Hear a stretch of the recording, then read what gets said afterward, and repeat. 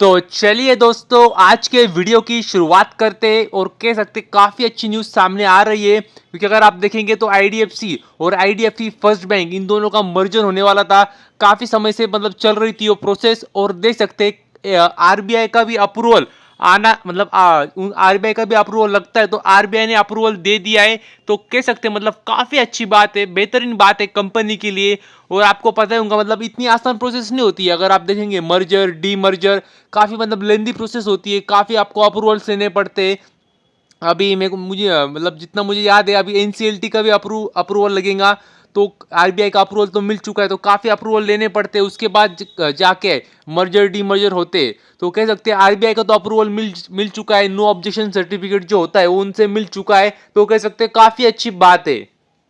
और यदि आगे बात करें तो आपको पता होगा क्या कोविड कोविड 19 जो आया था पिछले पीछे मतलब, तो आप फिर से एक बार देख सकते हैं कोविड के केसेस फिर से आ रहे मतलब आ रहे भारत देश में नहीं बाहर भी आ रहे। तो कह सकते हैं उसका भी हमें ध्यान रखना होगा, क्योंकि अगर आप देखेंगे तो सिंगापुर में लगभग 40 से 50 हजार पेशेंट मिल चुके हैं कोविड के। तो मतलब इससे आप अंदाजा लगा सकते हैं। और सिंगापुर तो मतलब काफी छोटा देश है, काफी कम पॉपुलेशन है, उसमें अगर 50,000 अगर पेशेंट मिल चुके तो इससे आपको अंदाजा आना चाहिए कि मतलब कोविड के केसेस कितने बढ़ रहे।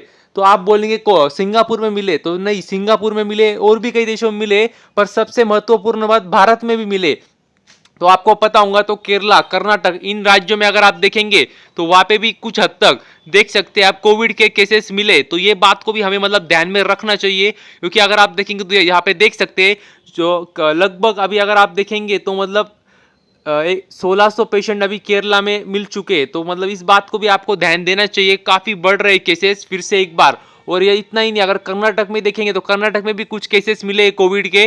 और कर्नाटक गवर्नमेंट ने जो 60+ एज है उनको अगर थोड़ी सी भी कुछ तकलीफ होती तो उन्होंने कहा है कि आप मास्क लगाइए, आइसोलेशन में रहिए। तो मतलब देख सकते हैं सरकार भी मतलब इसमें नजर रखे हुए है और हिदायतें दे रही है। तो मतलब आपको भी इस बात का ध्यान होना चाहिए, पैनिक बिल्कुल भी करना नहीं है।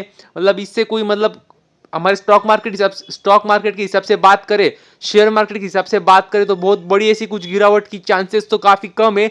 लेकिन अगर हाँ, अगर मतलब जो 2019-20 में मतलब हुआ था, काफी मतलब बड़े ज्यादा केसेस हो गए थे और सब लॉकडाउन हो गया था, अगर वैसा कुछ होता है मतलब जो कि जिसके चांसेस काफी कम है, ये बात मैं आपको बता दूं, पैनिक करना नहीं है। तो अगर वैसा कुछ होता है तो शायद गिरावट हो, मतलब बड़ी गिरावट की बात कर रहा हूं मैं, क्रैश की बात कर रहा हूं। वरना तो मतलब इतना बहुत कुछ ऐसा फर्क नहीं पड़ेगा, क्योंकि अभी हम तैयार है उसके लिए, हमने एक बार देख लिया है, 2 बार देख लिया एक्चुअली होता क्या है, कैसा होता है। तो डरना बिल्कुल भी नहीं है, यही बात मैं आपको बताने वाला हूं, मतलब यही बात मैं आपको बताना चाहता था। और जो बात अभी मतलब डिसीज जो फैल रही है वो इस वजह से ज्यादा फैल रही है, क्योंकि अगर आप देखेंगे तो जो वेदर है अभी वो विंटर का वेदर चल रहा है मतलब, और इसी वजह से अगर आप देखेंगे तो टेम्परेचर काफी कम है। और ये एक कह सकते हैं एडवांटेज है डिसीज के लिए, क्योंकि ये डिसीज ऐसे एटमॉस्फेयर में ऐसे वेदर में ज्यादा फैलती है। तो कह सकते हैं इसका भी हमें ध्यान रखना है। तो सिर्फ स्टॉक मार्केट के हिसाब से नहीं, अगर आप मतलब अपने मतलब खुद का भी तबीयत का ध्यान रखना है और मास्क का हो सके तो मतलब अच्छा यूज करना है। और जैसे कि मैं आपको बता रहा था, सिंगापुर पे एक अलग लेवल पे चल रहा है, मतलब एक कोविड के केसेस मतलब काफी ज्यादा फैल रही है वहां पे। और आप देख सकते हैं लगभग अगर आप देखेंगे तो 56,000 केसेस मिले, और वो भी सिर्फ एक हफ्ते में, मतलब सिर्फ एक वीक में लगभग 56,000 केसेस मिले उधर कोविड के। मतलब इससे आप अंदाजा लगा सकते हैं कि काफी मतलब वहां पे काफी ज्यादा फैल रहा है। और काफी छोटा देश है, पॉपुलेशन भी काफी कम है, उसके बावजूद 56,000 लोगों को हो चुका है। तो ये मतलब आपको पता होना चाहिए सब कि बाहर क्या चल रहा है क्या नहीं चल रहा है। और इतना ही नहीं, हमारे देश में भी एंट्री मतलब कर चुकी है ऑलरेडी कोविड ने। अभी की बात करें तो मैंने आज जैसे आपको दिखा दिया, कर्नाटक और केरला में एंट्री हो चुकी है। तो मतलब सावधानी आपको रखनी है, मतलब खुद के हेल्थ के लिए भी, फैमिली के हेल्थ के लिए भी, और शेयर मार्केट के हिसाब से भी।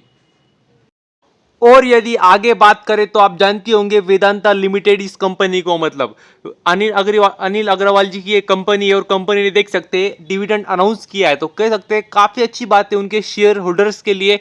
और कंपनी जानी जाती है डिविडेंड देने के लिए, मतलब भले ही कंपनी के पास पैसे नहीं होंगे पर कंपनी मतलब कर्जा लेंगी पर डिविडेंड देंगे, ऐसी एक कंपनी। मतलब क्या बोलूं इस कंपनी के बारे में, अजीबोगरीब कंपनी मतलब। और देख सकते हैं 11 रुपए का इंटरिम डिविडेंड अनाउंस किया है कंपनी ने। और रिकॉर्ड डेट भी आप देख सकते हैं 27 दिसंबर रिकॉर्ड डेट है। और सेकंड इंटरिम डिविडेंड है, इसके पहले भी एक डिविडेंड दिया था कंपनी ने, जो कि मतलब देखेंगे तो देख सकते हैं मई महीने में डिविडेंड दिया था पहला। तो कह सकते हैं मतलब ये बात भी आपको पता चाहिए क्या मतलब कैसी कंपनी है। कोई भी कंपनी खरीदने से पहले आपको सारा मतलब एनालिसिस करना है। और यदि आगे बात करें तो आपको पता ही होगा, मैंने कल वीडियो भी बनाया था, आपको बताया था कि जी और सोनी का जो मर्जर चल रहा है वो आने वाले समय में और बढ़ सकता है तारीख, क्योंकि जी ने कहा था कि हमें और समय चाहिए। डेडलाइन जो थी 21 दिसंबर की वहां तक नहीं होगा, तो हमें और समय चाहिए मर्जर के लिए। लेकिन आप देख सकते हैं आज अच्छी खासी गिरावट हुई जी के शेयर में, क्योंकि अगर आप देखेंगे तो सोनी ने मना कर दिया। सोनी ने कहा क्या अभी जो डेडलाइन थी मर्जर की वो एक्सटेंड नहीं करने वाले हम। तो देख सकते हैं इसी वजह से अगर आप देखेंगे तो एक अच्छी खासी आज गिरावट थी इस शेयर में।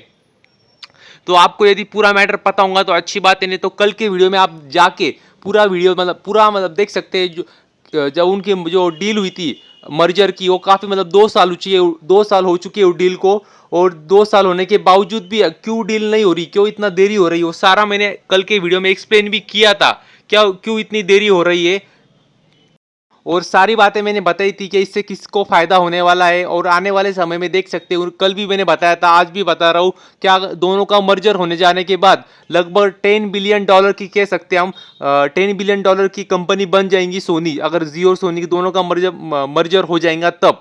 और लगभग 26% मार्केट शेयर अकेले सोनी के पास आ जाएगा मतलब। और 26% मार्केट शेयर मतलब काफी बड़ा होता है इंडियन मीडिया सेक्टर में, काफी बड़ा मतलब कह सकते हैं बड़ी मार्केट शेयर इनके पास आ जाएगा।